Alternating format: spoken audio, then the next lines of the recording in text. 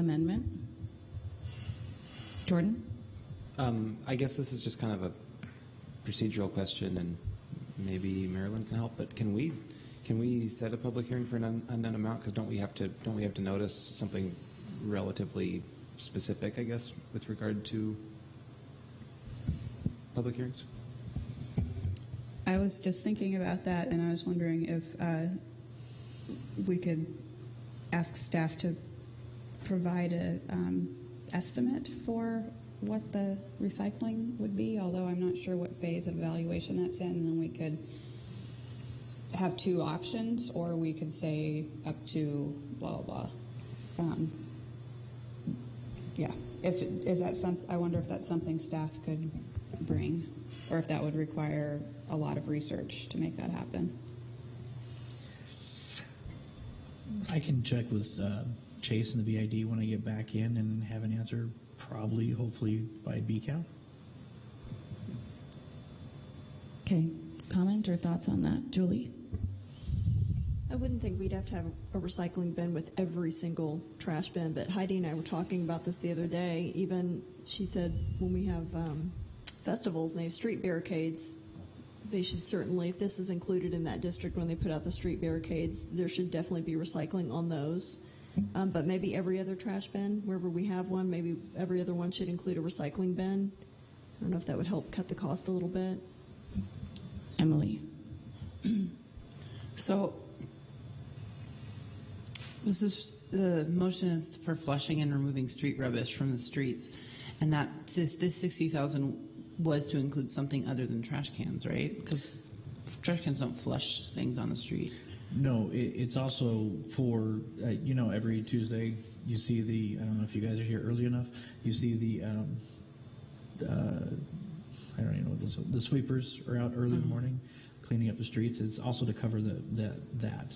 So, but is it all new trash cans in downtown? No, it's actually for the removal. It's we're paying the BID to empty the trash cans. Okay. So we have a contract with the BID, and it gets paid out of this. So maybe this isn't the time. Heidi, and then Jordan?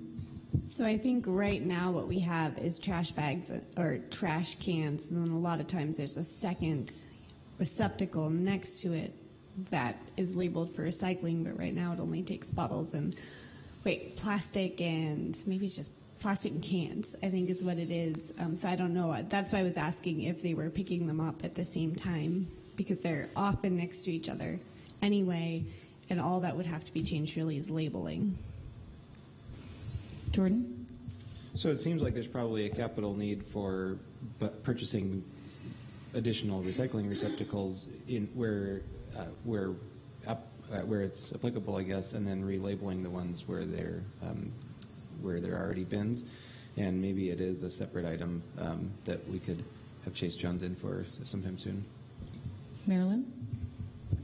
I'm reading the referral a little bit more closely, and as Emily pointed out, a lot of this is for flushing and the streets, which doesn't have anything to do really with recycling. And then the other part, which is paying the BID to empty trash cans, that just makes it seem like it's a partnership with the BID, so we might want to ask them to come up with a proposal and find out what it would cost. So now I feel like we should probably keep that separate and ask them what they would need. Would there need to be a capital expenditure for trash cans? How would, what would they like them to look like? How many? I mean, because they're going to know how they staff this current thing of having somebody walk around.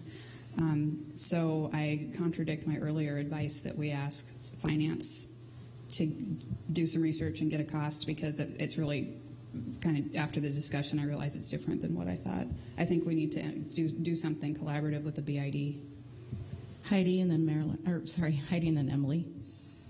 So I guess I just wanted clarity on whether or not this, statement that it's the contract with the BID, if that also included the recycling. Does that make sense? Scott's nodding his head. Yes, it does include the recycling. Okay, Emily? Okay, I'm going to amend the motion to be the recommended motion, and then just add that I think this is worth exploring. I think Chase Jones is probably a good person to spearhead it, and I do think that every trash can should have a recycling bin right next to it. Because if I go to a trash can and there's not recycling next to it, guess what happens? my recycling goes in the trash. If I'm downtown, that's what happens. So I think it's a worthy project. I hope that the MDA, the BID, Chase Jones can spearhead it, but I'm going to make the recommended motion. Jordan? Okay. All right, so we're back to the original recommended motion by Emily. Is there any comment on that? Seeing none, all those in favor say aye. Opposed? And there's no public here to comment, so that'll go on the consent agenda. Thank you, everyone, and we are adjourned. Oh. We already did that. Okay, we are adjourned. Thanks.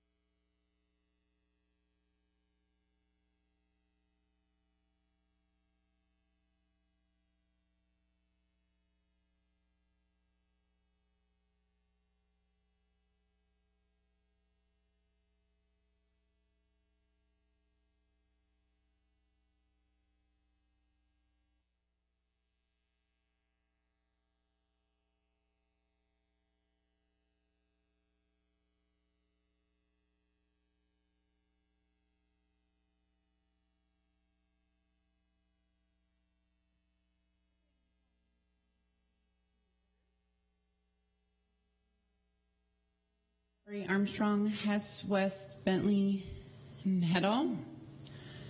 The first thing is to approve minutes from July 6th. Any changes to those minutes?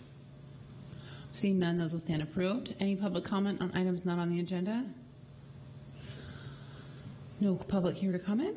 Okay, we'll go to our first regular agenda item, which is a conditional use request for 1615 Wyoming, Westside Lanes. It's an enterprise commercial conditional use. Drew Larson is here with a pre-public hearing item.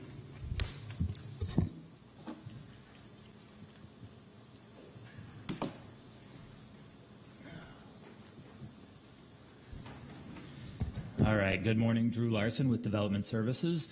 And this morning we are discussing a request from Norman Carey, represented today by Aaron Hanks of Gavin Hanks Architects, for a conditional use expansion of the existing enterprise commercial use Westside Lanes and Fun Center located at 1615 Wyoming. And as Council Member Bentley pointed out, this is a pre-public hearing, informational item only. No action is required today. The subject property represented the subject property here is located 1 block west of Russell Street along Wyoming Street, and the property is within the City of Missoula Ward 6 and the River Road Neighborhood Council. The subject property is zoned C2-4 Community Commercial and is located within the Southside Riverfront Neighborhood Character Overlay. The Our Missoula 2035 City Growth Policy recommends a land use designation of community mixed use, which encourages basic employment and services necessary for a vibrant community.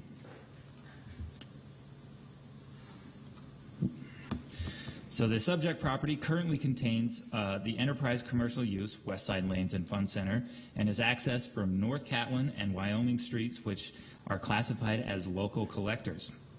The enterprise commercial use standards require a traffic impact analysis when the use is not located on an arterial street, and a traffic impact analysis was not submitted with the conditional use application. In addition, Title 20, Section 2060-140 states that the city engineer may require a traffic study for proposed development that generates 200 or more weekday trips using the trip generation manual, the ITE trip generation rates. And the estimated weekday trip generation is 360 trips per day. So recommended condition of approval number 4 requires the applicants to prepare a traffic impact analysis prior to building permit approval and to install any required mitigation prior to issuance of the certificate of occupancy.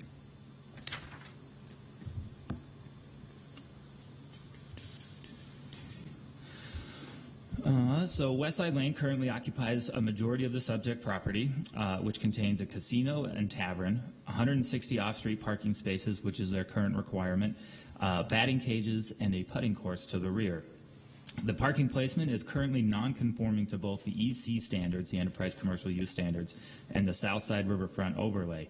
However, the proposed expansion will not increase the nonconformity because a majority of the new parking stalls will cover less than 50% of the parcel frontage along Wyoming Street.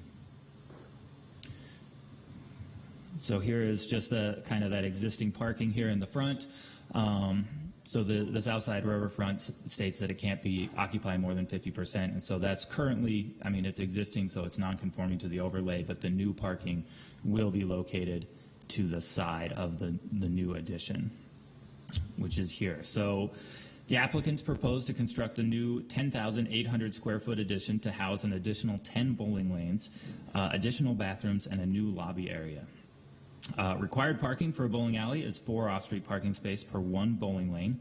The new addition requires an additional 40 off-street parking spaces, and the applicant proposes 204, including 4 ADA accessible spaces.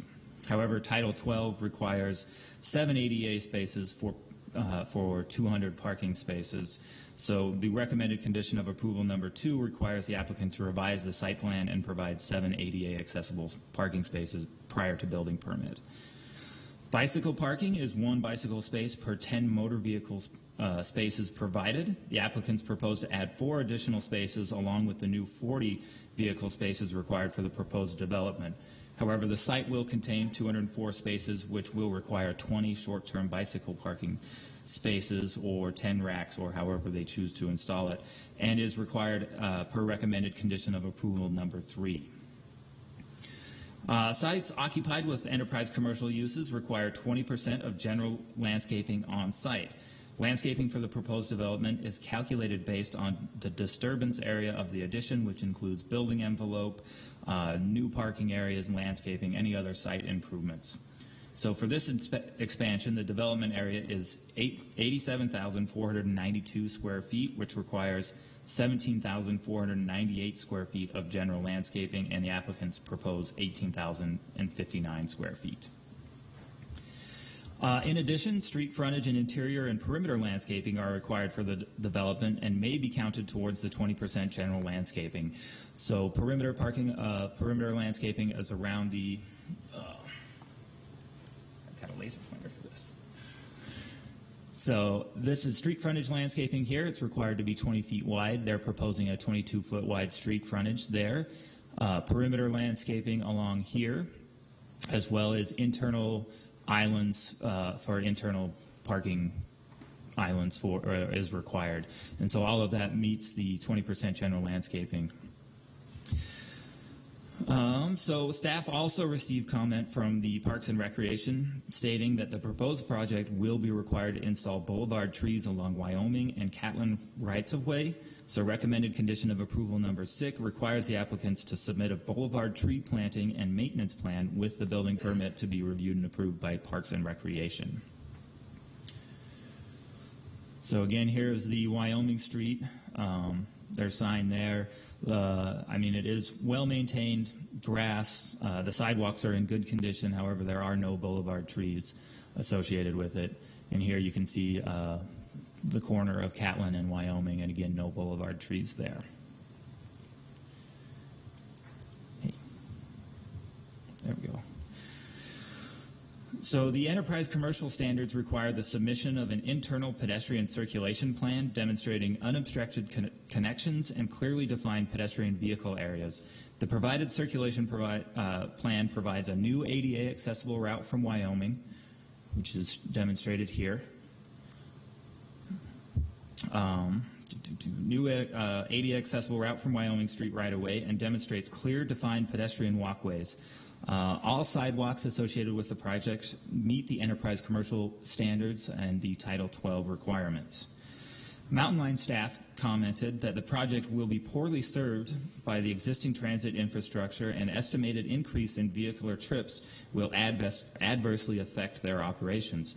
So Mountain Line recommended connecting the Milwaukee Trail to the subject property to provide users of the business direct access from the property to the nearest bus stop at the Milwaukee and Russell intersection.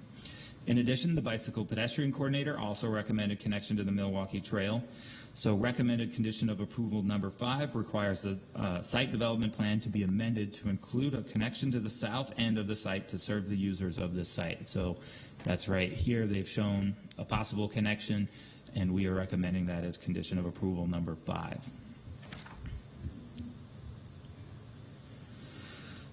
So the enterprise commercial use and building specific standards require 4 of the 6 building design alternatives found in Title 20 on building walls that contain public building entrances in order to reduce the apparent bulk and visual impact.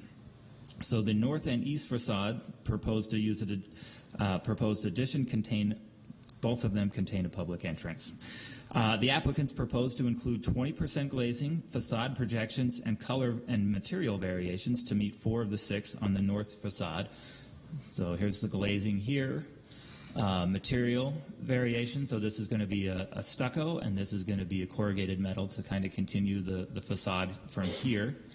And then these are going to be 24 by 12 inch deep projections, actually, so breaking up the facade. And similar to the north facade, the applicants propose facade projections, color and material variation, and the reuse of an existing canopy to meet the 4 of the 6 standards on the east facade. So this is the existing canopy that they will be reusing, so they'll repurpose it and move it to the new addition. And again, the color and material variation as well as the projections. So with that, staff recommends that council approve the enterprise commercial use expansion per the application packet as amended by the conditions of approval. Again, this is a pre-public hearing item. No action is required today. The applicants, I believe, they are here and may have some things to say, but I'm available for questions. Does the applicant want to come up and say anything? You don't have to.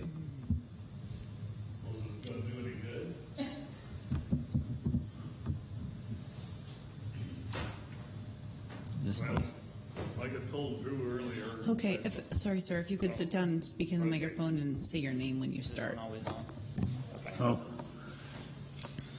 As I explained to Drew earlier, you know, that I thought we had everything pretty well settled a couple of months ago, and I proceeded under that basis. And some of these restrictions they're adding on now is just,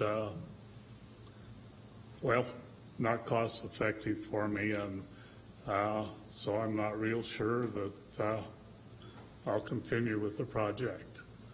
This project is valuable to Missoula as it is to me. So I guess that's about all I've got to say. I just, you know, I asked MRA for some help a few years back when I added on. They said they didn't have money. A couple of years later, they had money and went through and put sidewalks and gutters and everything for everybody, and new trees and stuff. Most of those trees are dying. We do take care of our place, and to require us to put in all those trees is, well, it's not going to happen with me. So which conditions specifically did you have a problem with? Well, mainly the trees and the connection to the bike path.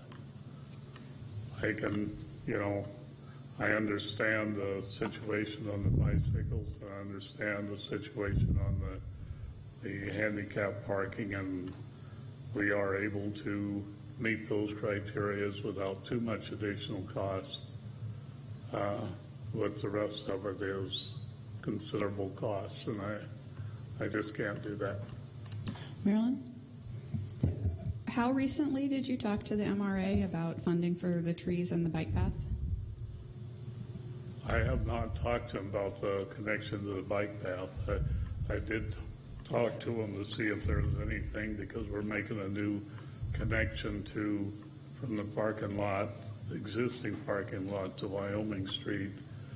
And I did talk to them about help on that, because I see they did it for the food bank. And they told me to get with Aaron and have him submit. I asked Aaron to look into it, and he was told that they didn't have any money for that. So I never went through and submitted anything. The impact on the traffic, I'm going to have the traffic anyway, because the traffic's going to be there whether I add on or whether I don't. So I don't really feel that should be a condition either. So street trees and bike paths are, I feel like, pretty standard things that the MRA funds. I don't know about the, because I missed part of the presentation, well, I missed the presentation about connecting from Wyoming to Catlin, or from the parking lot to Wyoming. But bike paths and street trees are pretty standard urban renewal district expenses, so I would encourage someone to talk to MRA about this. This is my ward, by the way. I know exactly where you are. I use that bike path a lot. Well, so I'm not, maybe I can reach out to you after the meeting and try to get you in touch with MRA. well, I've been in contact with them, you know, but I'm willing to contact them. I'm willing to go through with all the application that they require. But when they told Aaron that there was nothing they could do, how much do you want people to do? Well, Totally want businesses? we want businesses and we want bike connections and pedestrian connections and trees. So I'm confused because at first you said you had not talked to the MRA, you had talked to Aaron who talked to the MRA, and now you're saying you did talk to the MRA. So I will myself contact the MRA and ask them if street trees and bike pedestrian trails on your project are acceptable. And Drew, how big is the connection that we're talking about?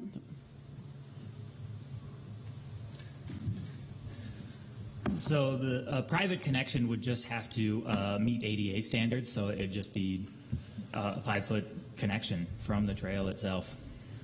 I mean, how far is the trail from like how long is the trail?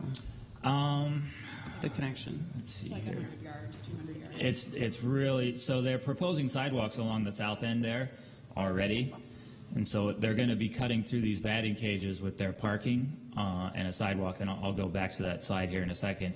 So the connection would be 10 feet, would be my guess, but that's not entirely accurate, I'm sure. It's going to be approximately Nope. 20 feet, I believe. Maybe 20. So here's that 7-foot sidewalk along the south end of the parking lot, and the trail does kind of it hugs pretty close, but it'll be Approximately 20 feet. sure 20 feet. Okay, Julie?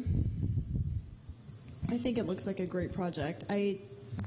Can planting the street trees be done over time? Can a condition be put in where they need to all be in within 5 years? Can that be something? You could that we amend the add? condition. Drew? So the condition is to amend their site plan. As I understand, building permit approval and those types of things. And so it would be amend the site plan to show the boulevard trees. And it's generally based on, so they'd put a condition on the building permit that says these need to be installed before certificate of occupancy. So that would be before they open the new addition.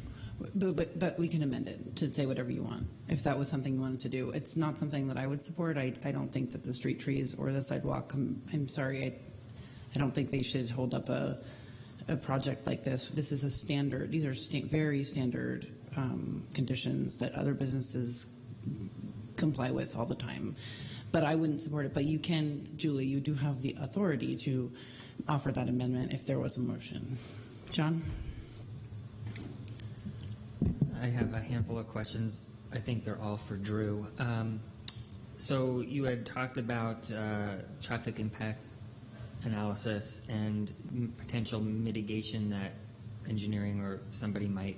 I'm just trying to understand what the range of possibilities are that for that level of increase, potential increase in traffic. I wouldn't assume that a traffic signal would be among those options. No, I had a brief conversation with the city engineer, Kevin Slovarp, about this condition. The trail connection may satisfy those mitigations. He talked about potential bulb outs at the intersection of Catlin and Wyoming. That's pretty much the range of what he was thinking, but it would have to be the traffic impact analysis and Sure. based on his judgment.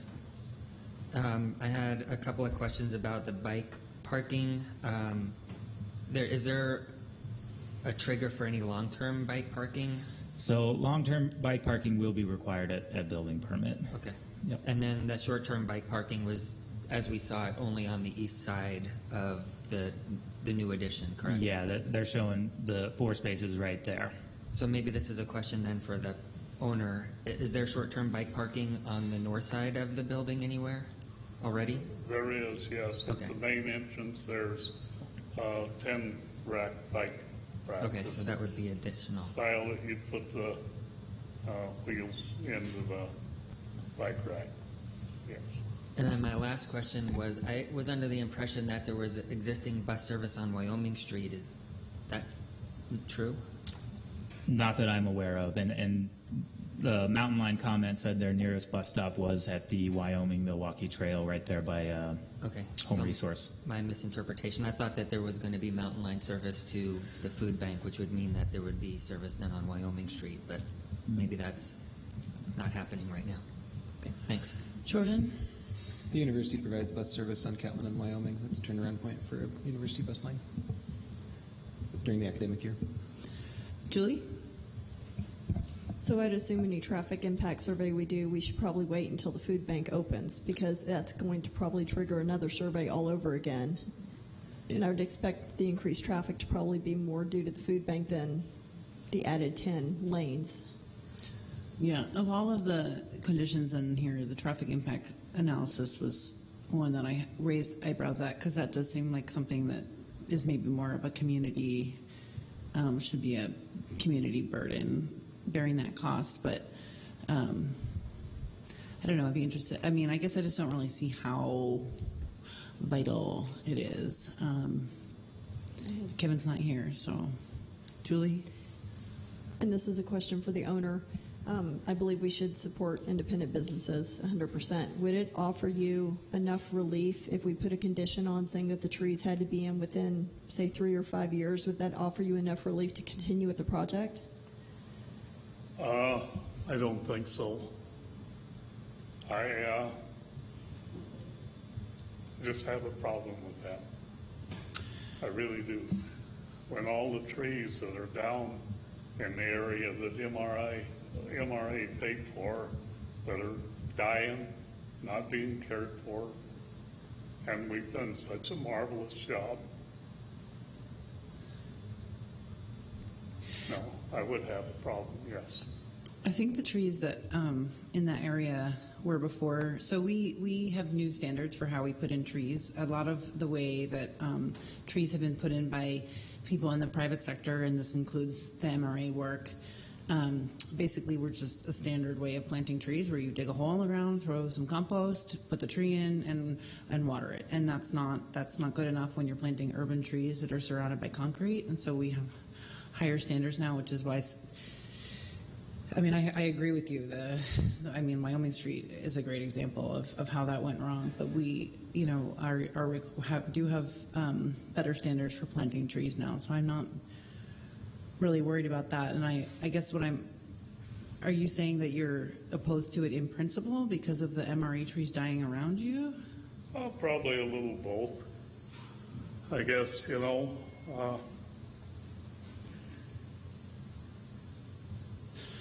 Okay. Well, I have another question. Are you guys still on trees? Because I want to move to a different discussion. So I take my kids to West Side Lanes, and it's pretty sketchy sometimes because there's people smoking all along the sidewalks on both sides. And so I was hoping we could have a condition where there's a designated smoking area and non-smoking signs in one area. And I know you're doing a new addition. It's going to be a new lobby, and there's no bar near that. So I was hoping we could add a condition where there's no smoking signs along the side that faces east, so that families can come in through an area and not have to walk the gauntlet of cigarette smoke. You'll never hear me have a problem with that. Okay. I do not like the smoking either, but there has been no way to really control it. Yeah, I know, and it's hard. I worked on this project. I thought about it a lot and what we could do, and the problem is, I think ideally in a perfect world, you would be able to build out your sidewalk on the north side and have it be a bigger sidewalk, and then just have like a decking area for the bar, and people could smoke there. But that's illegal per the health department rules. You can't be within 25 feet of a door, and so the only way for people to smoke is to go walk away from the doors. But then you still have to walk through. So I just feel like the best we can do is just ask to have no smoking on the east side, and families will just have to know that that's the cleaner entrance, I guess. I just soon see no smoking, but well, that is your prerogative. You are allowed to do that. I can't control that. That's something I can't control. Okay, so will you add that condition, Drew? Yeah, I will. Before the hearing, yeah. Yes, I'll it's look pretty into simple. that. It's just signage. And Marilyn, will you connect with Ellen about some of this funding? I feel like it's reasonable funding, and it's exactly the kind of thing MRA should be paying for. It's a but-for issue. This project's not going to happen if they don't provide this funding, and that's exactly what the kind of projects they like to do. Yes, I just sent an email to Ellen Buchanan, the director of the MRA, and copied group city council and Mr. Larson on that email, so we will see what happens. The street trees, sidewalks, trail connections are really important, and they're so important that it's reasonable for the MRA to pay for them. Okay, I'm looking for a motion. Oh, no, we don't need a motion. It's pre-public hearing. Every time. Okay, so we will advocate for you to get some MRA funding for the street trees and the connections. I doubt that will come through before we have our hearing and make our decision. So, but we'll see what happens. If we get a friendly response, that will definitely be something we pass on and consider. Okay, thank you. Appreciate Thanks. your time.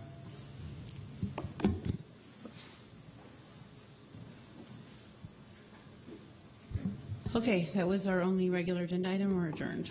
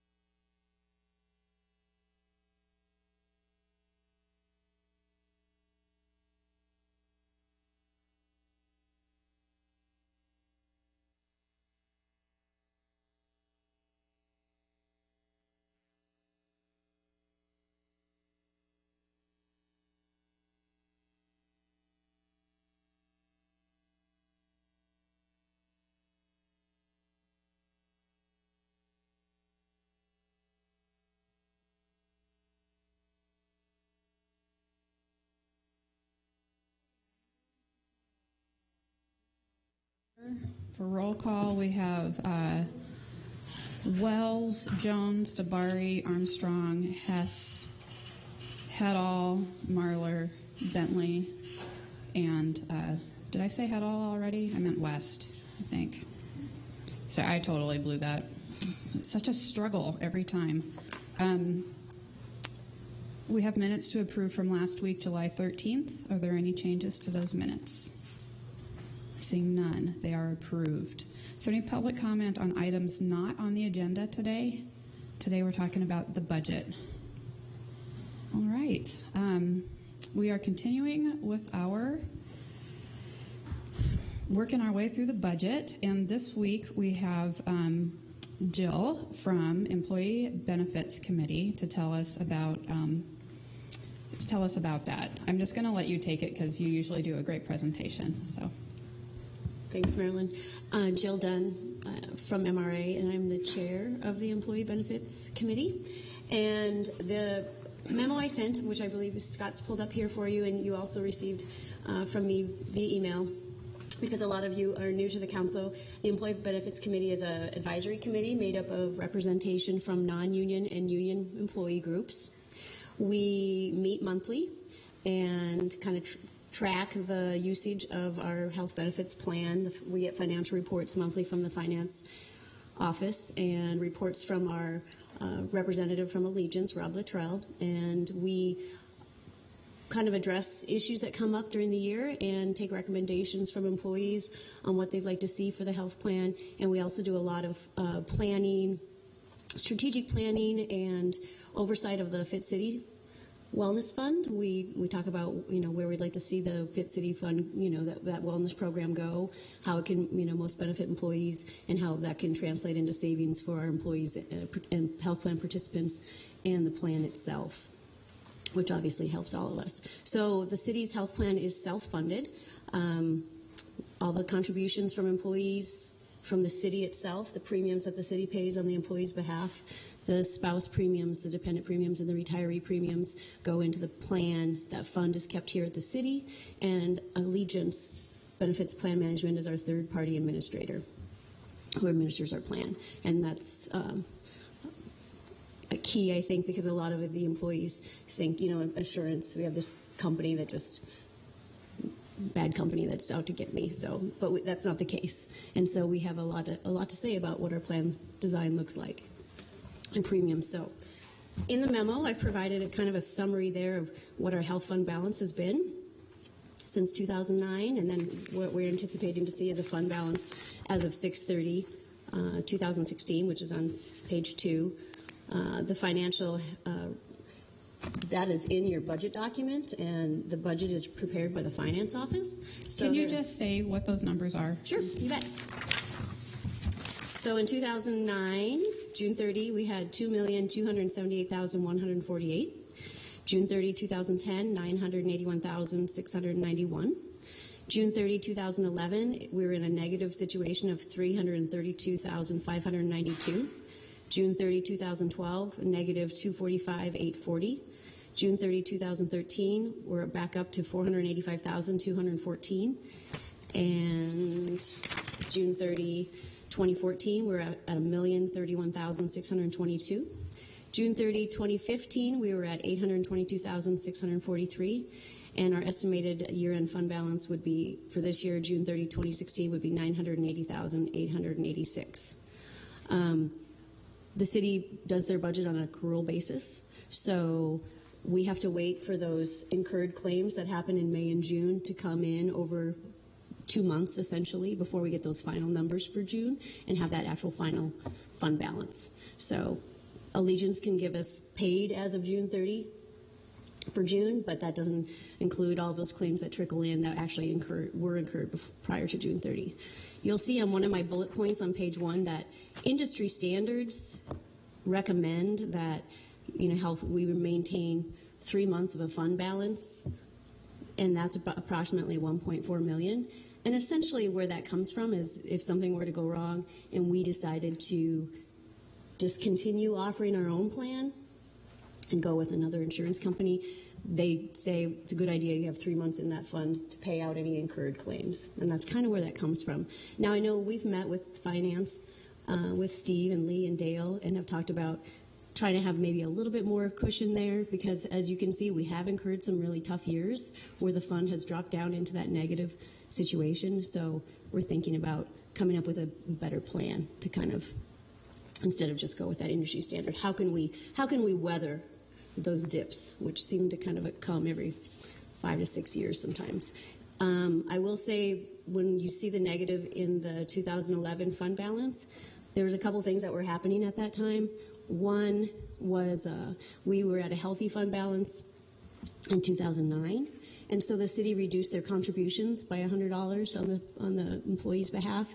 So that was one factor that you can consider that contributing. The other factor was we had Obamacare going into effect, and people were kind of uneasy about where their health insurance might be, whether they would have health insurance, what that would look like. So we had a lot of utilization on the plan, maybe for some things that weren't necessarily life-threatening, those things that people were putting off. We saw a lot of usage in kind of that amount of money that you would see, like the shoulder or knee replacements or some work on the shoulder, something that, yes, you should do, but definitely people were going to do that because they didn't know where their health insurance would be. We were also entering the recession, so there was some get that stuff done. So we kind of see a big hit on the plan in those years. So we've climbed back out of that.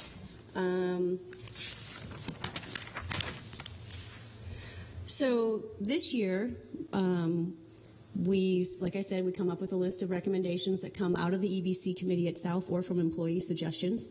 And we've got a list of them there. We narrow those down. We have discussion about them. We meet with Allegiance. We get impacts to the plan, financial impact kind of thing. And then we vote on those. So in May, we voted on the majority of the recommendations that I'll present to you today. And then we met with administration.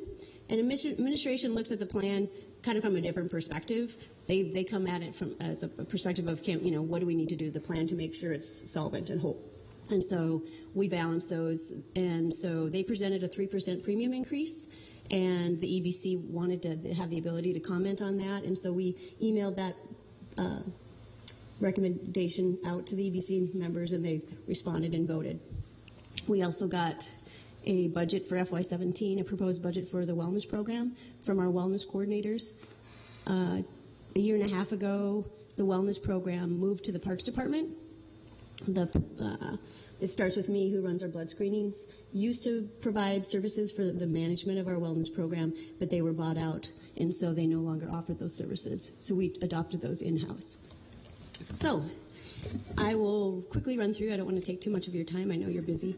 So the first recommendation is that the cost care copay increase from $10 per visit to $20 per visit. The cost care, I would say, program has probably had the most significant impact on our plan and our employees over the past 8 years since it was implemented. It is really a great program. They offer emergent care and non-emergent care, but those simple procedures that you don't have to go to an emergency room, which costs over $1,000. And they also do continuing care appointments. So a lot of our participants have moved over to cost care for continuing care. So they've come and, their model has had to change because of Obamacare and the fact that, they have to be able to bill insurance now. Originally they didn't. But their visits on the back end probably cost $80, whereas a normal doctor visit could cost $125, $30 plus. And so there's the savings. We're seeing savings on the plan side and on the employee side. So it's a really, really great program. A lot of positive feedback. But what we haven't been doing is kind of keeping up with that. If you look at our regular visit, copay is 70-30. We're a 70-30 plan. We're not really keeping up with that model as the cost care price has increased over time. They started out as a $45 office visit. Now it's probably $60, $65. And so we need to kind of keep going up. Okay, we have a question, Annalise. Can you use your mic? I have a question on number 2 when you're Oh, ready. okay. Do you want me to go through all of these individually or just take questions? Because I'm sensitive to your time. But be quick. Yeah. Okay. So Go ahead. Sorry, we haven't quite covered it, but strangely enough, the colonoscopy benefit came up this weekend when I was with friends. So there's an employee of the city that has been paying every 3 years for his colonoscopy, and it's a preventative measure. Is there an opportunity, and just it's kind of a curious question, but for people to be retroactive even for this year, or because I think it's a coding issue, like you said. So I'm curious about the information in red and what's going forward, and if you know anything about that. So what I can say about the colonoscopy benefit, this is one thing under the Affordable Care Act that has seen a lot of, there's just been a lot of issues with it in the coding. The intent was that the colonoscopy benefit is a wellness benefit, and it should be covered for, participants on the plan and people. And what I've read, I've attached a link there, and that's the colorectal cancer roundtable study, and essentially it's funded in part by Kaiser. But essentially, what's happening is what I say up there. I mean, you go in for a wellness exam. It turns out you have a polyp. They remove it, and then the diagnostic code changes. And so then a person who anticipated having a $3,000 procedure covered at 100% is now billed at 30%. That's if their deductible hasn't been met. So what's happening is people are not doing that, and that's not what we want to happen. We want people to be doing these screenings because we don't want to lose them, and nor do we want to have a high impact cost to the plan if there were something to happen. We want to catch those things, anything that might be there early, so we can take preventative measures. So what we're proposing, and hopefully, Annalise, this will get to your question, is that we cover them regardless if it comes back diagnostic or preventative, but it still follows the recommended American Cancer Society schedule, which is when you're 50, you're eligible. It's recommended that you get one, but then you get one every 10 years. So in that employee's situation, if he or she is getting them more often, it might be a condition, an ongoing condition, which then again falls under diagnostic, and it wouldn't be paid for according to this recommendation. This recommendation is to make sure that if an employee or plan participant is following the American Cancer Society's recommended schedule for wellness screenings for colonoscopy, they would be covered regardless if it was coded diagnostic or preventative. And I know on the provider side, they are working on that, and Allegiance is doing the best they can. But in my conversation with Rob this morning, pretty tough for them. If the code gets changed in the office on that side, they really wouldn't know unless there was some other underlying code first that they're able to see. Okay. What's next after colonoscopies? Mouth guards. So the mouth guard is number 3. We have a Type B basic service. We have a dental benefit of $1,600. It's capped, but it's limited in what that benefit covers. So we're proposing, because we've had a lot of appeals and a lot of employees give us feedback that they wish that those mouth guards would be covered for a variety of different situations that they're incurring with their health. And okay, so, if people don't have questions about mouth guards, we'll just keep going. Okay, so that's what that is to include that. Orthodontia benefit. Propose that that'd be a $2,500 lifetime benefit with no annual limit. And is that still only for dependents and not for adult orthodontia? Marilyn, actually, I don't know that. I'm not sure if that was changed or not. If it was ever changed. But I can look into that. Is it currently just for dependents? And I haven't. It was when I had my braces recently. So. Okay. I don't know. Okay. I think I just checked out of that, and I'm not on the city health plan anymore, so it. Okay. Doesn't affect me. But I can certainly get back to you on that. I know. Adults get braces sometimes too. Okay, hearing benefit. The hearing benefit is a proposed $2,500 benefit every 3 years. It's currently a $750 lifetime benefit. And as you can read there, the hearing aids cost from $3,000 to $6,000 and need to be replaced regularly. So that was a request from the employees that be changed in the plan to provide that benefit for those that need hearing aids. Number 6 is our blood screening health coach RFP. It's been several years since we've done a RFP for the blood screening services that we have, and so we'd like to go out for a limited solicitation process. That may include the ability, depending on what that cost comes back as, to include a health coach. And a health coach is one of those is a position that we currently, the city submits for its Fit City Wellness Award through the state every 2 years, and we've always been able to reach that silver level, but never the gold. And one of the reasons is that we don't have a health coach available to our employees, and so that's if we have the ability to include a health coach in that, then we would. But essentially, that's number 6. Number 7 is the FY17 Fit City Wellness budget. It is attached to this memo, and that was forwarded to us and presented to EBC by Ryan and Gretchen. And then number 8 is the firefighter physical reimbursement and police health coach reimbursement. Several years ago, the firefighters are required to do a thorough physical for their job every 2 years.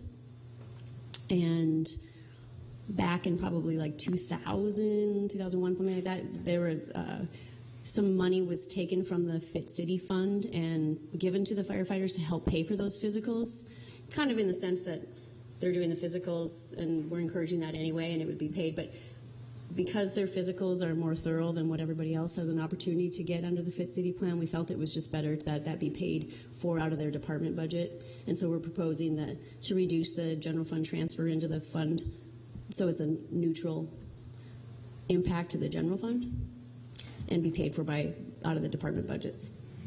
Emily? So what's the police health coach reimbursement? That's about a $500, what did I put in, $500 line item in the Fit City budget. It's been there for several years. My understanding is if they're unable to meet their requirements for their physical, that they get to go talk to a health coach about how to meet their physical requirements. And I'm not sure what those physical requirements are, but they have the opportunity to meet with a health coach one time, and that was being paid for out of the Fit City budget. So in general, I don't like the idea of, I'm not saying I'm necessarily opposed to this, so I'm certainly not going to hold up anything, but in general, I don't like the idea sort of on principle of changing things from the benefits and putting it under these department budgets. So women in the city in general do not belong to unions, and our unions employees are much better taken care of at the city. And one of the reasons why I support the unions, among many others, is that when they negotiate their benefits, it impacts the entire city and the women in the city too. So when they negotiate their health care benefits, we have to have healthcare benefits have to be the same for everybody in the city. So I just sort of wanted to take the opportunity to educate the committee about that in general. That's one of the benefits of having them negotiate their healthcare benefits. And when we start doing things like this and taking it out of the healthcare benefits realm, we're still letting the police officers have that $500 health coach, but we're taking it away from every other employee. So, yeah. And I had just a follow-up question to Emily. The health coach, and maybe I want to understand your point, because I think it's the same, but so the health coach is not available right now to everybody in the Fit City, only to the police, and it's being paid for by money that's contributed by everybody, and that was the angst of the issue, is that the fire and police are getting a benefit out of the Fit City Wellness Fund, and that money comes from everybody. Okay, well, and so, I guess I thought that was illegal. That current practice, I thought that was not allowed. I'm not sure about the legality of it, but it was discovered in our process of the Fit City being taken over by city employees, the Fit City management of the wellness budget. We all of a sudden got to see that budget and realized that that was happening. And I think years ago when it started, the intent was that the Fit City was paying for the blood screenings for the employees, and if you were to so there was a crossover. I think at the time the firefighters union thought that was a similar use, and so could they get a portion of that to contribute towards the cost of their physicals? But their physicals are much more expensive than just the blood screening. The blood screening for employees costs about $100, right now and has been, and those firefighter physicals are 300. And so there was just that inequity there, and we thought that it was inappropriate for that. Right. use. There's still, to be clear, that's my point. There's still inequity. Only Right. the police get to go to a $500 one-time health coach when all of the employees, in my opinion, should be able to. Right, and that's why we were going to try to include that health coach in that RFP process, so everybody could have the opportunity to have one. Is this the $500 is what it costs per person to go? No, to the this? $500 is just a line item budget. They get to see a health coach for 1 hour, and that I'm not sure what that hourly cost is. So and it's only for the police officers who don't meet the physical requirements. Okay, so there's $500 allocated per year for police officers who don't meet the physical requirements, and then they can make an appointment with this healthcare provider, and there's a special funding of $500. So reducing general. So it sounds to me, maybe I'm not completely I understand Emily's point that this is a service that other people can't get it, that it's specific to police. I don't have a problem with that. I recognize it's a special benefit for the police. It sounds like what's being that this is an accounting issue. I mean, correct. We're not proposing. They've negotiated those benefits, so they're theirs, and the city's responsible for providing those. The EBC is recommending that they not be paid out of the fund that everybody contributes to, and they don't have access to the same benefits. That it be paid from the general fund through their department budgets, and so that right now there is a transfer into the health fund from the general fund of $442,000 on an annual. This was FY16's budget. We're proposing that you take 15.5 from that general fund transfer, so it's neutral impact to the general fund, and just reallocate it to the department budgets. Okay. Because they've negotiated for those benefits. We don't want to, break contracts. So no matter what happens, I mean, all the police's salary, equipment, health benefits, everything is paid by taxpayers, and the city, the employee benefits fund is paid by employees, right? And taxpayer dollars through the city's contributors. Dollars, yeah. Correct. Okay. Do you have any more comments, or do you want to? Okay. I'm just trying to understand the different situations. We can always come back to this. Let's keep going. And then number 9 is the 3% premium increase that was proposed by administration, and there's an attachment that was prepared by administration that you can look at how that impacts the employees in the city side. Is that the last one? Correct. Okay, and these proposed changes were approved by the EBC? Correct. Emily? So are we going to talk about paid family leave now, or are we talking about that later on the agenda? That's under, I'll let Lee answer. I thought Steve Johnson was going to join us for that. Yes. Okay. Sorry, here's that one. Thanks. Steve is not here this week. He is coming to present the central services budget and speak to the paid family leave next Wednesday. Okay. John.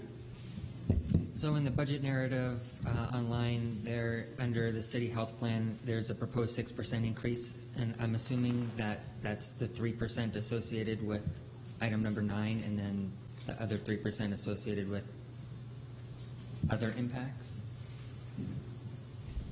Or is that a totally different item than what we're discussing now? The 3% increase, I believe the 6% increase that's referenced there is actually the 3% increase for the employees, as well as the 3% on the city side contribution. Okay. And at the end of this budget, there is a chart that shows what that impact is for both the employee contribution. Let's look at this for a moment.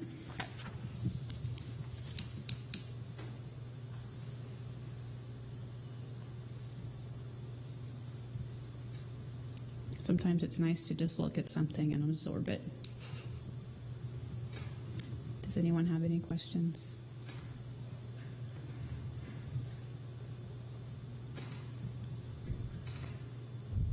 Okay. Jill, thanks for coming. How long have you been chair of the EBC now? I'd say at least 10 years as chair. It's been a long time. I think it's been about 2001 since I've been on the committee. Thank you for your time. Thanks. Okay, the next department that we're hearing from is the police department, and I hope we can start with a budget overview and summary, however you'd like to do it. We have them both linked here, but we've been having the department heads do an overview. So. Mike Brady, Chief of Police. I'll start with the department currently has 104 FTEs, 4 sworn officers, 26 civilian. We have currently 4 vacancies that will be filled. Hope to have 1 hired here August 15th, and 3 more sworn hired for the academy in September. The department is broken up into 3 divisions.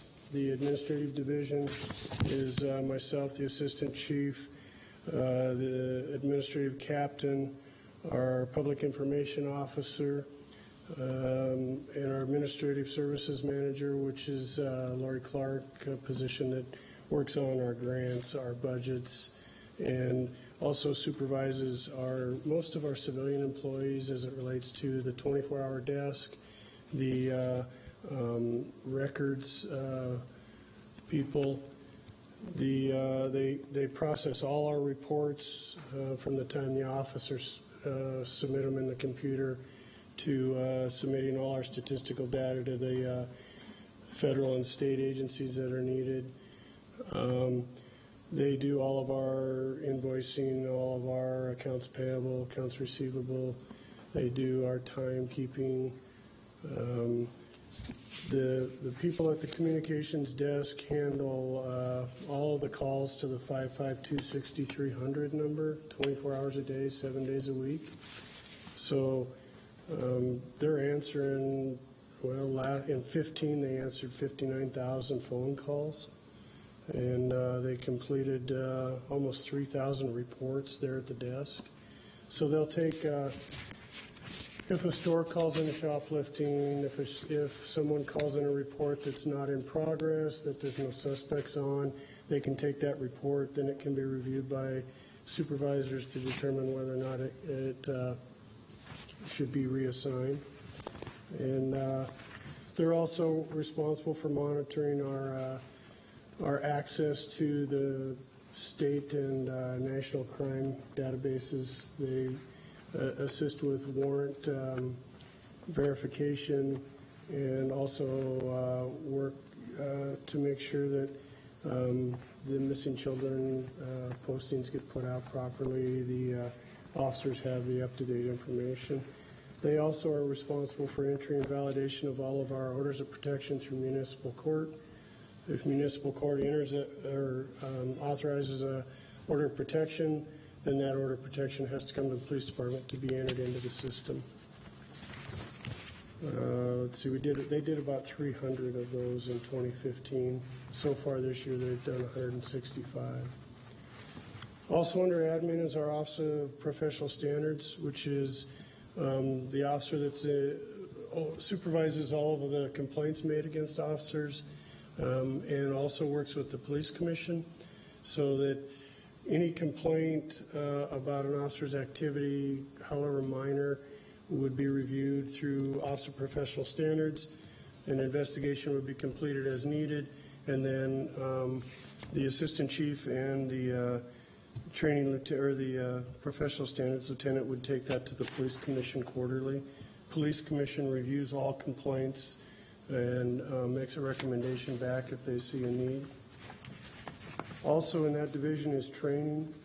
We have a we have a training officer that is responsible for all. We have 1 FTE that's responsible for all the department training. And then in that administrative section, we also have our crime analyst, and we have a sergeant responsible for crime analysts, evidence and IDs. So we have the property clerk who's responsible for logging and returning all property, We have the digital evidence technician, which is responsible for any crime scene photos, any video from the cars, any video from the body-worn videos. And then we have the crime scene technician, who is the person that assists with the property and also can respond out to any major crime scenes or major accidents to document that scene. And then in the volunteer program, we have one full-time volunteer coordinator. And in, excuse me, in 2015, there was 55 volunteers provided over about 5,500 volunteer hours in 2015. They do a variety of projects in the police department, and they also include interns from the University of Montana, as well as ambassadors who assist with some of the educational things in our parks and trails. The Uniform Patrol Division is obviously the largest number of people. We don't have to go through all of this. Let's go on to the next slide. But thanks. And if people have questions about the staffing and the organization, they can ask. Yes, ma'am. Thanks. This is a chart that actually Scott put together, I believe, to show our revenue sources.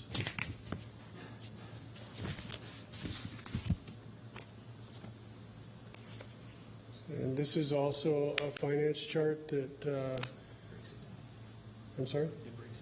It breaks down the last chart.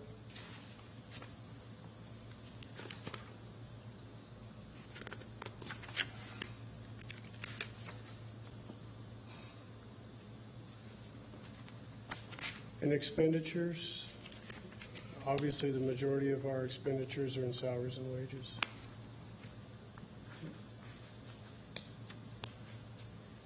This breaks down by, as you see, Uniform Patrol is the majority of our department. This chart is the chart that was presented with the request for the 2 FTE sworn officer positions for misdemeanor follow-up and assisting with the downtown activities. Emily? Since that's why this chart was made up, can we spend a little time on this, and can you explain it? Okay, good. Thanks.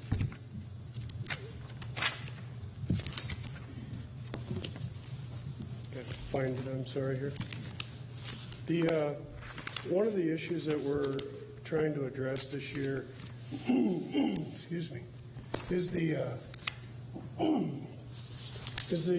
continual increase that we're seeing in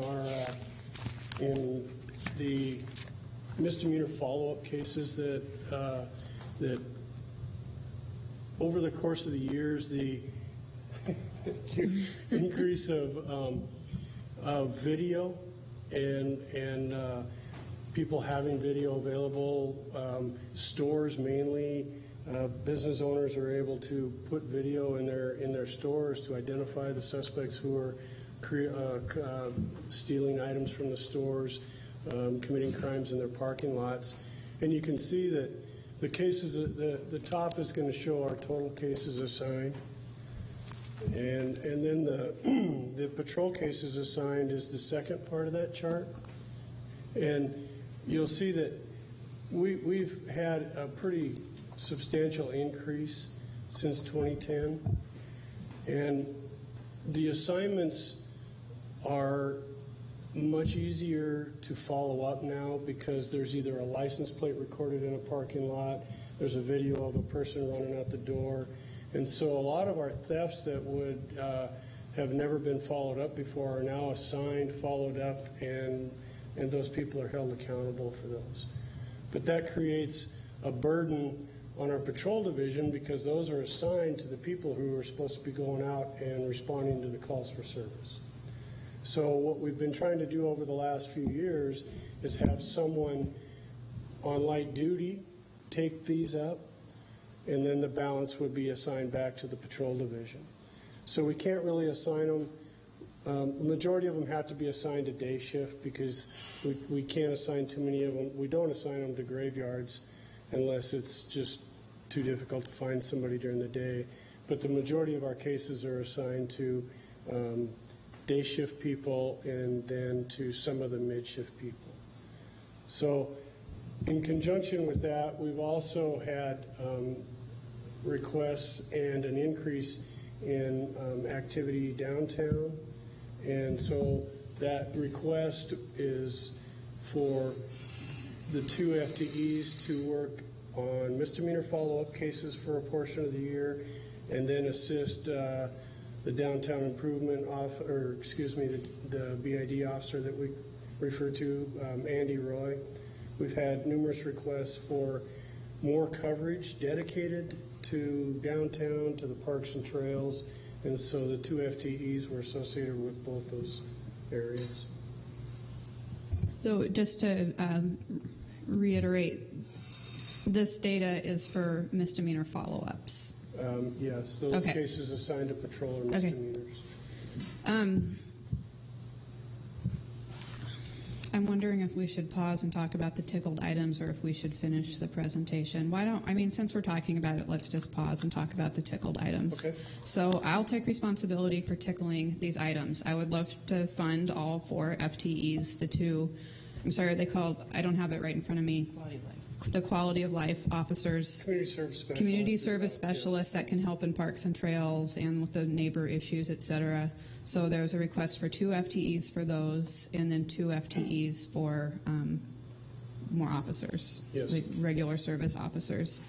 I think these are great things, but the mayor brought us a budget that was initially almost a 5% budget increase, and the main impacts to the budget are things like FTEs. So my initial reaction was to say, well, maybe we can step this up over time and start with 2 FTEs or 3 FTEs or something. So I wanted to bring it to the committee to talk about, because FTEs is really what impacts the budget more than if we talk about $5,000 for the city band or something like that. So I tickled them in an effort just to try to have a discussion of what we're going to do with the budget, and I'm curious what other people want to discuss about this too, because I know other people had comments about it. Emily? I just want to add that when we're looking at the budget, you have to remember it's in the context that there's, I think, 3 other FTE that are tickled, or 4 other FTE that are tickled. That includes making the street tree person year-round, some public works people to fix potholes, and a planner to deal with this construction boom that we're in right now and sort of help us with developing standards for that. So I just think it's really important that we look at this within a broader context of this money, and I don't know. I just think that's really that it's really important, and I think that when we end up balancing everything out, we probably don't need 4 new police officers. I do think we definitely need 1 at least assigned to downtown Missoula and this misdemeanor issue, which I didn't really know about the cameras and stuff, but I'm definitely going to support at least one new police officer in downtown for downtown. And I'd also be willing to support another quality of life / community service specialist officer. But beyond that, there's these other issues that I want to tackle, and all of the other things on the list are super important. The potholes, the street trees, the planner to help with design standards. I think we have to have a little bit more balance, and 4 new police officers doesn't offer a lot of balance in that regard. Chairman, if I might. Follow up, please. It's not 4 new police officers. It's 2 sworn police officers and 2 civilian community service positions.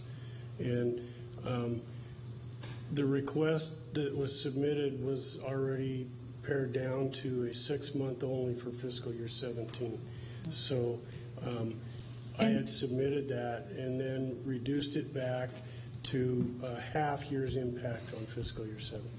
Emily, and then I have a question. Maybe Lee should come up to the front. And I know that there's more needs in the city that we can fund, and I'm interested in knowing, Chief Brady, if you couldn't get all 4 of these people, 2 officers and 2 community service specialists, what would you advocate for? What's your top priority of these 4 new employees?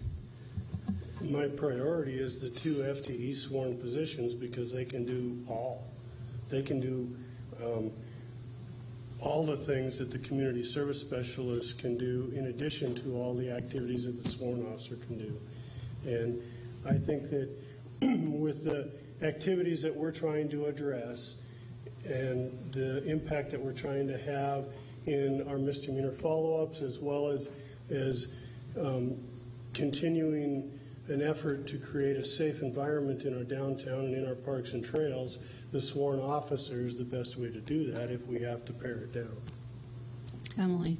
And sorry, can you help me navigate this? What's the cost difference between the quality of life officers and the sworn officers? Yeah, that was going to be my request for Scott and Lee to just show the. Because I know it's like half as much. Okay, so you're at 60,000. This is the community service specialist here. And then the sworn officers, do you have that one? Oh, it's 127. Okay, and these numbers, 127 for the sworn officers and 60 for the 2 community service officers, that would fund them for 6 months of That's the fiscal year. January 1 hire. When we first had this in front of us, was it for 12 months? I guess that's a question for Scott and Lee. So it's always been in front of us as starting after the first of the year. Okay, Emily, and then did someone over there raise their hand? John and Harlan. Okay. So just to be clear, I'm shocked at the cost a little bit. Does it cost us $260,000 per year per full-time police officer? This is for 2 people. Look at some of the costs there, and that includes a vehicle and equipment that's initial issue stuff. So there's that $55,000. Okay, and it's 2 people. Correct. So 127 includes 2 people? Correct. For half a year? Okay, so one person for a full year starting out is about 127. Okay, that makes much more sense. Okay. John and then Harlan.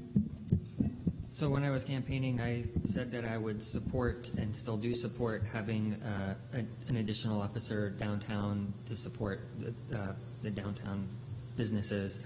And as Emily said, I would continue to support that. I am also mindful of a variety of other personnel needs that we need in the city. So I think at this point, I'm sort of advocating for the addition of 1 police officer as what I'd like to see be funded out of this budget, and then additional funding that might have gone to that police officer be associated with other FTEs in the city. When you add all of this together for a whole year, it comes up to a fair amount of money that we would need to continue to pay for in future budgets. So I think it's beyond just trying to understand what the impact is for fiscal year 17. We're adding this money basically in perpetuity, and it amounts to a sizable fraction of a % of our budget. So I think it's just interesting to kind of keep in mind what the total impact would be to this budget in future years when this is funded for an entire year rather than just for 6 months.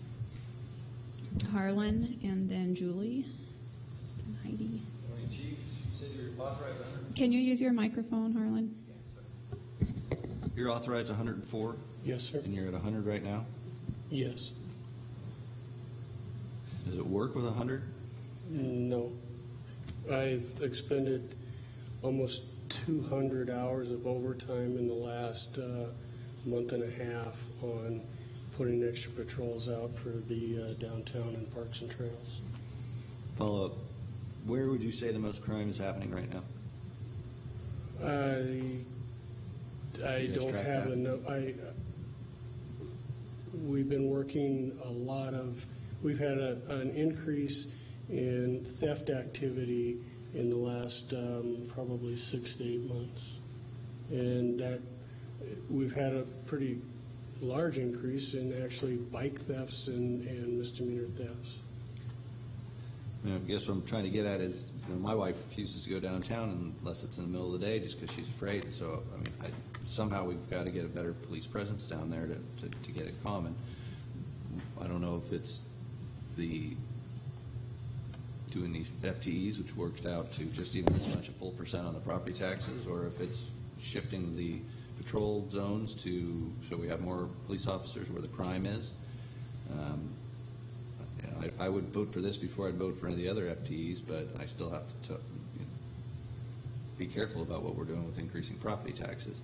So I would ask that you maybe look at some other possibilities as far as shifting, or if you could provide us some sort of a dot matrix of where most of the crimes are going on. And if we can see that downtown has got an unusually high number of crimes, I'd sure like to see an administrative change instantly to get some officers over there from other areas where there's not as much crime. And if it turns out that that's not enough, then I would definitely start getting behind any way, shape, or form to do these. But I have a little bit of consternation when it comes to just adding 4 more people if we already have some resources that could be shifted, or if we could fund some of your ask and then you backfill it with some of your own guys. So can I ask a question before you follow up? So you have 104 FTEs funded. It's just that only 100 of them are occupied right now, right? Correct. Go ahead. I'm sorry. From the day to hire until they're on their own is 6 months. Okay. Did you want to respond to some of Harlan's comments? Yes, I have made an administrative change as of late, and that is the result of the overtime that's needed to address the issues that are occurring in the downtown riverfront area from Reserve Street to out Kim Williams. And we have also made another effort. We had vacant positions in our street crimes unit, which is a unit that targets criminal activity, and we've since put officers back in that assignment to target some of the areas that are having the increase in the theft issues. Okay, Julie and then Heidi. So I see we just got a note from Linda McCarthy on our email asking us to support the BID officer, and I am responding to her asking her if BID can perhaps offer to fund the officer dedicated to them. So we'll see what her answer is. So my question is probably for Lee. Scott, can you pull up the police summary PDF that's attached to SIRE? It has a list of revenue and expenses, because my questions are in relationship to that and whether or not we can shift some revenue sources to perhaps cover these things. Because there are some new revenue sources I see in there.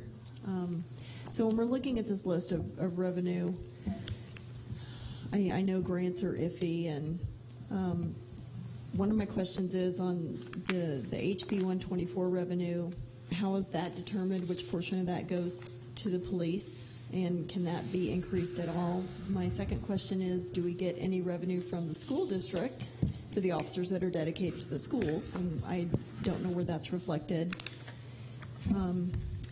If I can address them one by one. HB 124 is state entitlement. We receive that money from the state. It's the other taxes that they collect and then portion out amongst municipalities.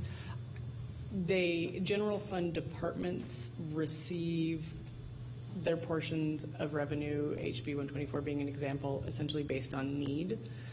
Some departments, for example, fire with their outside hires bring in a large chunk of revenue. Police brings in a lot of grant revenue as well. Those get allocated directly to their departments. The school funding is the school resource officer line item there for $240,000. What Scott has pulled up here is all general fund revenues. So unfortunately, there's as the majority of this is pooled and then allocated based on need, probably the best way to look at it is that it is in fact all within the same pot, versus looking towards another fund, a special revenue fund or some such, to reallocate revenues to support that. So I see the SID revolving fund is dropped for this year. It looks, well... Can you point that out, Scott? Well, I don't know whether their portion has dropped for this year, but when we get DOR revenues, can any of this be altered? I mean, will we know, are they allowed to get more money once we get the DOR numbers in, or? So the HB 124 has already been determined, the state entitlement amount, and the state published that. That was actually what allowed us to make that first initial tax percent change in between the mayor's launch of the budget and some follow-up numbers. On August 1st, we will know, we should have our taxable value dollars from the Department of Revenue, and that will allow us to take those percentage increases and really sort of solidify them to know, and it's possible that they could come in higher than we're currently conservatively estimating. The mayor had recommended taking any excess, or not excess, but higher than estimated taxable value numbers and using them to shore up the general fund balance to hit the 7% target. I believe August 1st is a Monday with the city council, so hopefully we could bring that figure to city council on that Monday evening to have a discussion about what size that figure is. So I guess I would want to tickle this to come back after we get DOR numbers and see if there's any flexibility in there. Because as Emily said, there's a lot of things to cover, and maybe at that time, if there's a significant amount of revenue to play with. So the issue of do we want to do 2 sworn officers and 2 community service officers? I think I keep calling that the wrong name. That's already tickled, so we could decide to cut zero, fund 0 or some portion of it all the way up to what was requested. So that's already tickled. Did you want to tickle something else? Or, okay, we'll circle around. So we're still working our way through and having this is the discussion of the item, and then we'll come back and discuss it more when we're ready to vote. And we're going to have that tickled items list, and we'll vote on each one if we want to keep it, alter it, or add it. I do have a list. Is yours a procedural question? Go ahead. So I guess I was wondering on the timing of that, as far as will we try to dispose of that tickled items list at once, kind of by voting through them? Because I think it's helpful to discuss all of the different things and then vote later in the process. But. Yeah, I would. We're going to try to get through the whole overview of everything, and then we're probably have a Wednesday meeting to work our way through that list and hopefully get everybody scheduled pretty tightly to come through. And I think in past years you've done like a dynamic table where you can see like, oh, if we cut this, then this is what the tax bill will be, et cetera. So we're just try to keep making progress on that. Lee? I just wanted to let folks know, previously when we had adopted the budget earlier in the summer, waiting for taxable value numbers to come in, City Council has adopted, within the resolution, it's termed adopting the budget within parameters, with the understanding that if taxable values came in, $300,000 under what was estimated, or some figure such as that, then the budget would then be reopened for assessment and modification and so forth. So just letting folks know that procedurally. If you do want to adopt the budget on August 1st, or probably not earlier, and give yourself some time, that's just something that's been done in the past. Okay, and just for the record, I think we're looking at August 8th for an adoption at this point, to be realistic. Okay, I'm going to keep going down my list. I have Heidi, Emily, and then Gwen. Okay, so I have some questions about, I guess, going through all the video evidence, the misdemeanor follow-ups. Is that something that has to be done by a sworn officer, or how is that handled currently? And then I have one more question after that. Yes, those investigations need to be done by a sworn officer, because if it leads to either filing of documents with the court or writing a citation, that's done through a sworn officer. And then my second question is, if there's another downtown officer, I know that there's a lot of activity that increases after Andy Roy gets off his shift, since he's the only guy, after 5, basically, like in the evening. Would there just always be one officer on duty then? So yeah. So the plan that I've laid out is a plan that I believe will give us better coverage than dedicating one officer to downtown, because what we need is coverage that can start before and continue after our school resource officers come out of schools. So in the middle of June, we get 6 additional people that come out and ride bikes and work these duties, and they work from the middle of June until the middle of August. And so if you're adding a person that can do other duties at other times during the year, you're kind of working on both sides of our need. If I add another person dedicated to Andy, and he works the other end of the week, he's still only going to work the 40 hours a week and then his vacations and time off.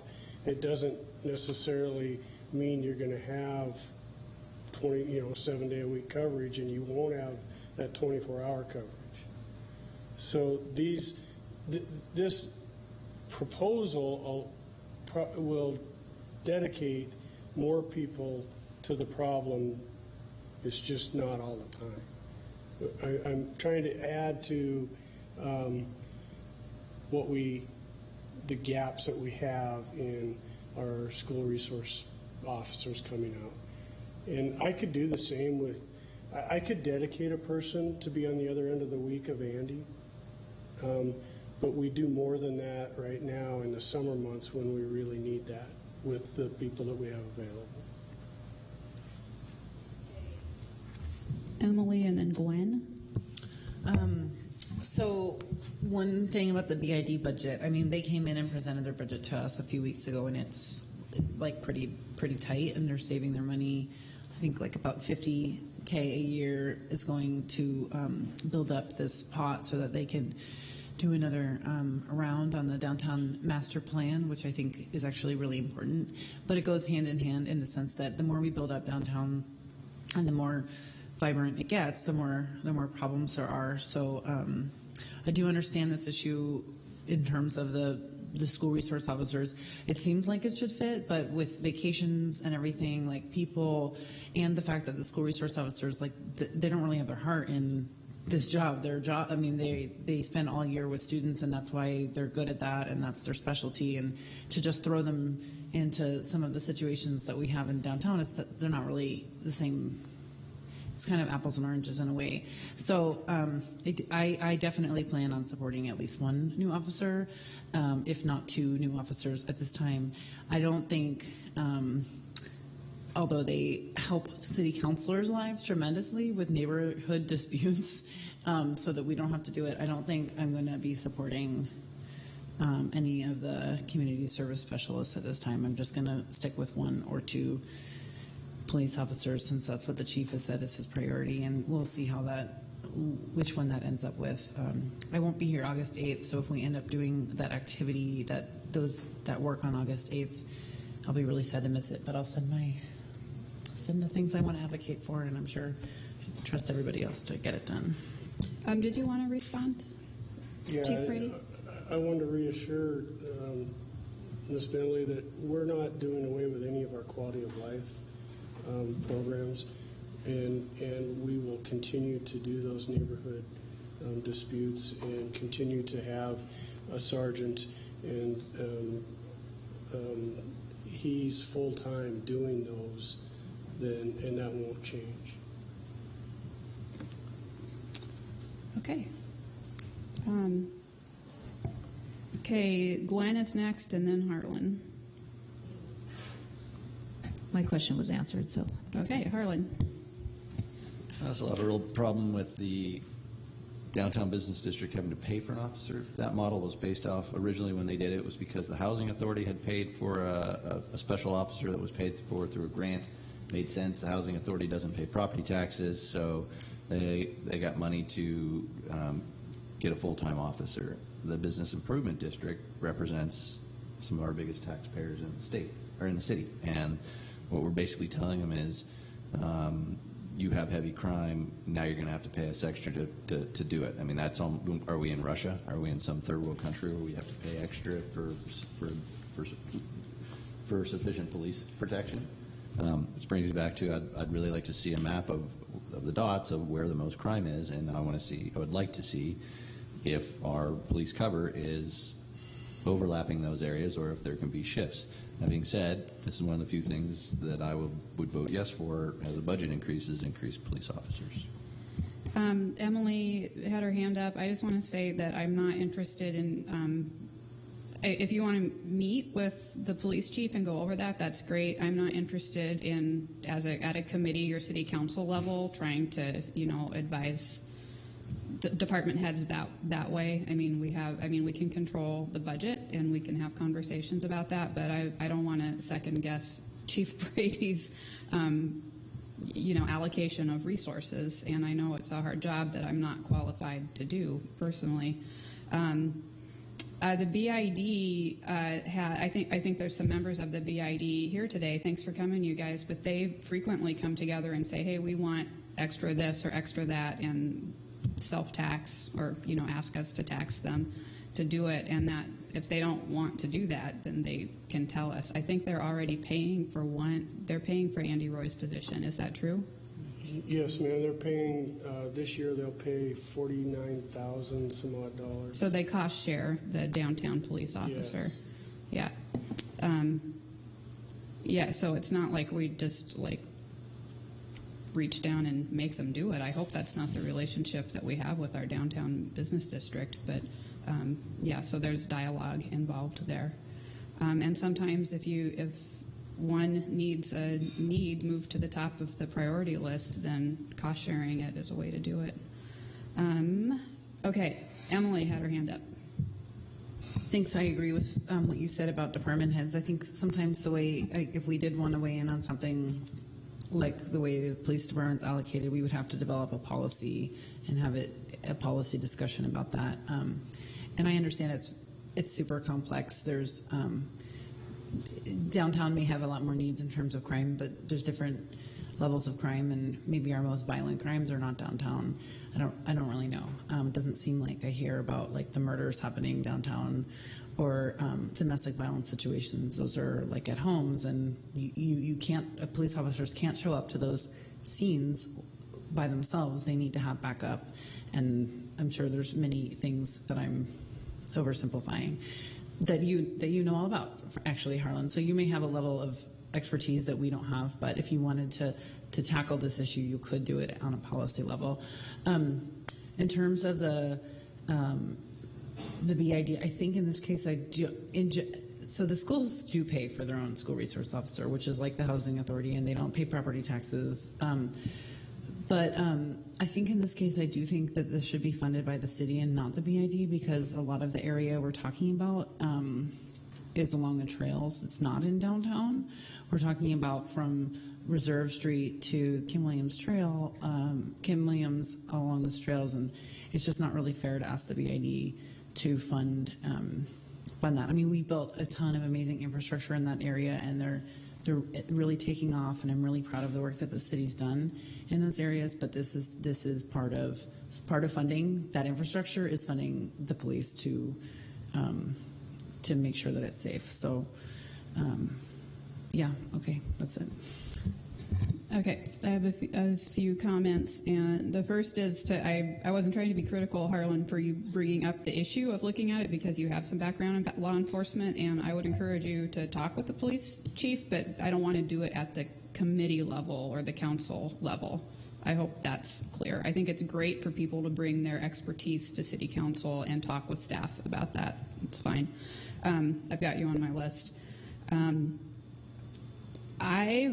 I would like to, as I started off, I would like to fund all 4 of these. We'll see where the discussion goes. Emily just reminded me that I had a question after you and I spoke briefly on Monday night, and you said that the new construction of parks and trails, et cetera, is kind of stretching the existing police resources thin. It made me wonder if I think the answer is going to be no, but can impact fees, like park impact fees, be used for any of the staffing needs or some of the capital expenses like police cars or something? Lee just got a really funny look on her face, no. I was trying to think, and I don't have the ordinance that specifies what impact fees can be used for fresh in my mind. But I will state that what we have done historically is only spend impact fees on capital items. Okay. We have purchased or are planning on purchasing a police vehicle with impact fees, evidence van, memory serves. Part of it. Okay. So that would be a place to look for capital. Okay. I don't recall ever doing it for staffing. Okay, but maybe because our estimates that we have for the new FTEs includes some capital, like their vehicles. So maybe we can start looking at that more, because we have. I mean, one of the amazing things about Missoula is our extensive parks, and they need to be safe. My last point before I go back to Harlan is about crime in the downtown area and where the crime dots might show up. There's two things, and they're both really important. There's there's the perception of crime and the perception of safety, and then where it's happening. And if people have a perception that it's dangerous to come downtown, even though it might not statistically be dangerous to come downtown, then that's bad for business and the whole, marketing of the city and everything. So they're kind of, I don't think I could say that I have never, ever felt unsafe. I mean, I'm sure there's been a couple of times where I felt unsafe, but I feel like our downtown is really safe, and I tell people that. Not everybody feels the same, and I know that business owners come and tell us that they struggle with the perceptions of downtown. So sometimes data and perception aren't the same, but that doesn't mean that they're not both important. Okay, back to Harlan. So I guess I want to back up and say, I'm not trying to tell you how you do your job, but as a council member whose job is to create policy and decide where money's going to go, part of what I want to see is if the different departments are using their funds efficiently before they come asking for more money. Everybody's coming to and asking us for more money. I don't think it's an unfair request to ask for some sort of documentation or some sort of spreadsheets that say here's where our biggest problems are, here's where we're spending money, here's why we can't bring out other resources, this is why we're asking for more money. It would make me much more comfortable voting yes on budget increases if I had that type of information versus somebody that comes up and says, we need another person to tell if trees are dead. We just do. Well, okay, but that's not enough for me. So that's why I'm asking for those types of things. Emily? I think we are, in general, trying to move towards, I know the administration is trying to move towards more data-driven information and systems. I don't think it's quite as easy. I mean, you have to collect the data too, and so it's not quite as easy as just like printing out, like running a report and printing out a spreadsheet. But I think you're on the right track, and I think you're right. We do need that data, but it also takes resources to create that data. And I would like to, I totally hear you. I feel like we have a good justification for this. I mean, we've expanded city parks and trails geographically and with more geographic area, especially on the edge of town. I mean, Fort Missoula is out there. I work out at the university portion of Fort Missoula, and trying to get a university police officer or a police officer, I mean, it's out there. It takes a while. So it's a large area that we're adding for public safety, and it's far away, so that is a stretch. So I feel like makes sense as a justification, and also the issue of the time it takes just to investigate misdemeanors. I think that's a good justification too. And again, I sound like a broken record. It's not that I don't think this is a justifiable request. I think that we're just really trying to be sensitive to not having a big property tax every year, and we're going to keep talking about things. So thank you. I feel like we've had a good justification. Okay. Who else on this item, or shall we keep going? We haven't even made it through the whole. Maybe we have almost got through it, but let's keep going through the overview of the police department. The overview or the items, the new requests? Where were we before we kind of diverged onto data for misdemeanor? I guess we're kind of on new requests. Okay.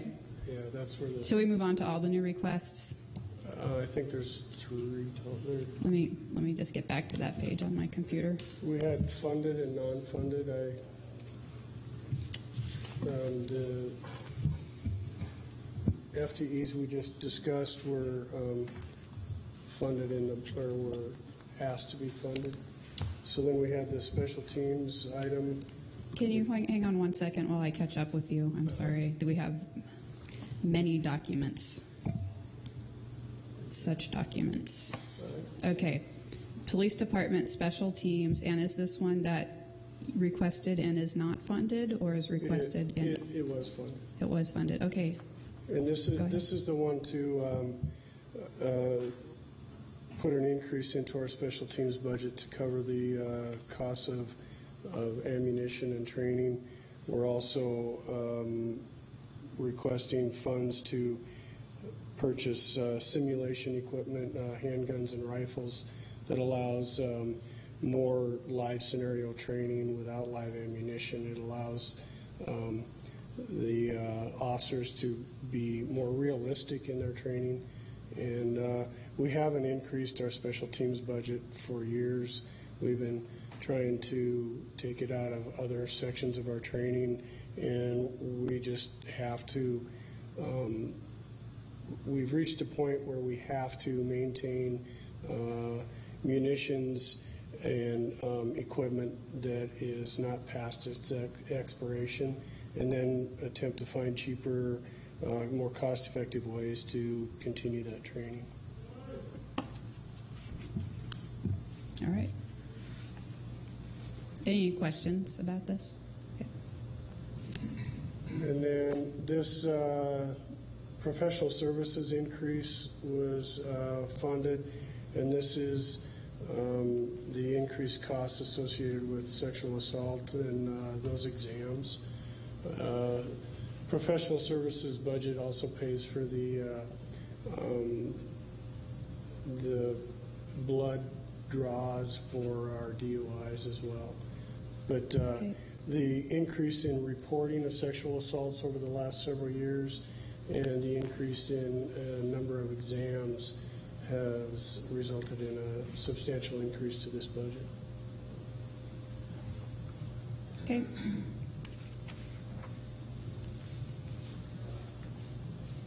And then the FTEs were the next. Yeah, we discussed those. Yeah. So then, this is not funded. We're averaging 4 new hires a year, or 5 new hires a year. Our budget was based off of 3, I believe, is what it was. This was an increase to the budget that purchases new uniforms, and we'll have to absorb that in our operating. is that the item called officer issue? Uniform. I thought this was some sort of like issue mediation or something, like people with issues, but it's like issued uniforms. It's okay, uniform got issue. it. Okay, and that was not funded. No. Okay. And then overtime is that was funded. Okay, so this was added to our baseline. This is funding to keep up with the contractual increases in wages. We hadn't had an increase in overtime to cover the actual costs of the same amount of hours of overtime for, do you have the years that had been? It'd been, unless it's on the bottom there. Yeah, there's the increase each budget year increases the cost of the same number of hours of overtime, and we haven't been keeping up with that. And this is not funded either? It is funded. Okay. Okay. John? John has a question? So can you describe a little bit more about this? I read through the budget narrative, but some portion of this increase is associated with officers who are off duty going to court to testify, and can you describe a little bit better how this is proportioned amongst all of the overtime that you have to address? What happens is contractually an officer that's on a day off gets 5 hours if they have to come in for a trial. And we have had an increase in our court overtime related to day off court appearances, as well as if an officer's on there Friday and they get a DUI that requires a search warrant, then they have to come back in and do that return to the court. And some courts are not requiring, we're doing some electronically and some, or excuse me, telephonically. And we have a couple of judges that require that appearance back in, even if it is a day off, and some that don't. So those search warrant requests for blood on DUI offenses has had some impact on our overtime budget as well. And then that coupled with, we've had a lot of incidents that unfortunately have required a lot of day off and long, out of shift hours that impact that overtime. We also have implemented a staffing software, and we're in about our third year now, where the court has access to our officers' schedules, and they try to work around those schedules for scheduling trials so that we don't end up with as many day-off trials. But the majority of this is trying to keep up with the same number of hours expended at a higher cost. So once we get those 4 positions that are out filled, our overtime is going to go down, right? Not necessarily. It will help with the number of people that end up staying late, because you have more people to cover the amount of calls that come in. So you may, if you only have 5 on a shift instead of 7, you could have guys staying late to complete their reports. So that could change, but it still would require appearance in court that could occur on days off. Okay, and then to be clear, this is an increase, right? This isn't, what's the baseline? Like, what do we spend on overtime a year? Or what did we spend last year? Do you have that? Or how about a ballpark? Is it like $200,000? Is it like $1 million? It's substantial. I guess what percentage is this increase is what I want to know. It says it's a 6.5% increase in baseline overtime. Oh, okay. So anyone know math? Quick, use your algebra. Probably. If Lori Clark is in the back of the room, she probably has the Scott's raising his hand. Last year was about $250,000 Scott said it's 250,000. Okay, 250,000. Okay. Okay, Emily. I think since this is tied to the courts and we have the judge coming in at some point to talk about her request for an overtime for another part-time judge, I don't know. I feel like finding these savings that you're talking about, you're just implementing this new software. It'd be nice to know what the goal is for that in terms of overtime savings, and if we can find that a way to make that an incentive for the judge to show that we have a baseline to show savings, and maybe that can help fund her new judge position or something. Because I just feel like they're really interconnected, and when we spend all this money on this new software, we should see results, and it might be a way to incentivize the judge. We did start tracking overtime related to court itself, and we can provide that as well. All right. I don't think anyone else had their hand up on this, so let's keep going. That was it. I think there's just a. That's it. There's travel and training. Was that? That's not funded. Okay. That included we budgeted for 3 replacement officers a year, and we've been running about 5. So that included the costs associated with that. Okay. Gwen? I was just thinking back on that TV show Night Court, thinking, I know we're having the judge coming in. Which is such like real cops and courts. I know. But the issue I was thinking about, there was a night court. They held court at night, and I don't know if there's an issue. We haven't heard from the judge yet. Do we have enough courtrooms for another judge if we looked at that? And then if there were more extended hours for court, does that make a difference at all in the impact on this? I got you. Or no? I think you'd have to look at it. I think I don't have the numbers on the how many people appear and plead not guilty, and then you end up scheduling for a trial later date.